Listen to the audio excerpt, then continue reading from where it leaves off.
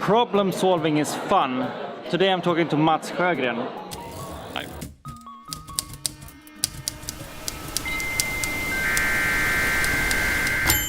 Hi, welcome to this channel where we are serious about play and games.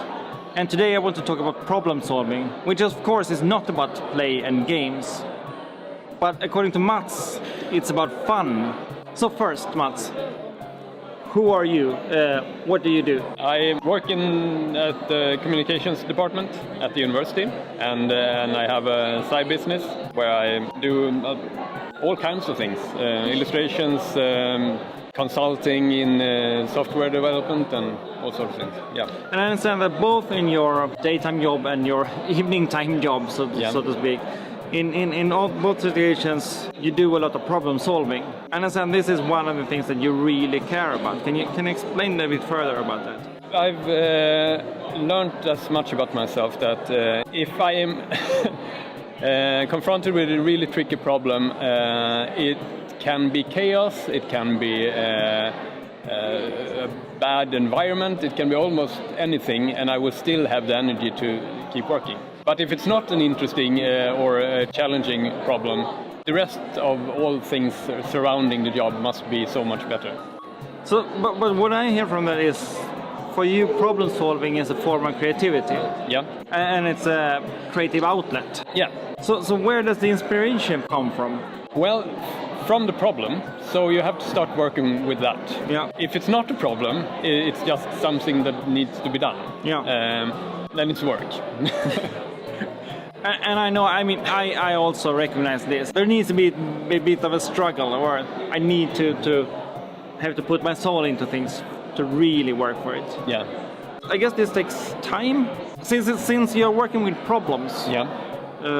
They take more time than just everyday tasks, in a way.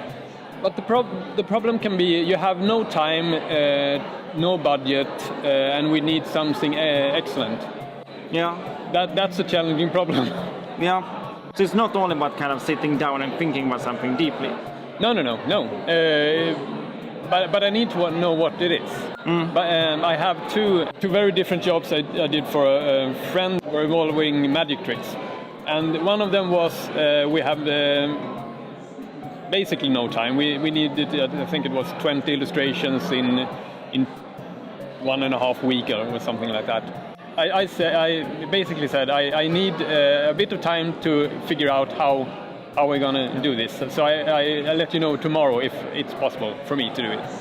And I called back and said yes, I can do it. Yeah. So then the process was the problem. When I had the process, the rest of it was producing. Okay. And then I had the time. But in that situation, producing is not a problem for you, or illustration is kind of a creative work. I would argue, but still, it's production. And since you said the production that's work, as we explained before. Yeah, but in that case, that it was so intimately connected to the solution. Okay. So I needed to prove the solution. Yeah. Okay. I hadn't proven it until I delivered. So it was the same energy in that case. You're talking about problems, and then of course solutions is the ideas. Where do you get them? You have to put yourself on the spot, I think. Ideas aren't something that appears, they are forced in by making the problem as clear as possible and as urgent as possible. Works for me. Does that mean that an idea is a process rather than this kind of magical thing that appears? Yeah, I have to test everything before I know if it's an idea or if it was just a thought. And this is something I want to give you as well. I think that's important. Ideas don't just come. Ideas come because you test and you do a lot of things. You put in a process to make sure that your ideas work. I know a lot of your creation is online. Where can people find you if they're interested?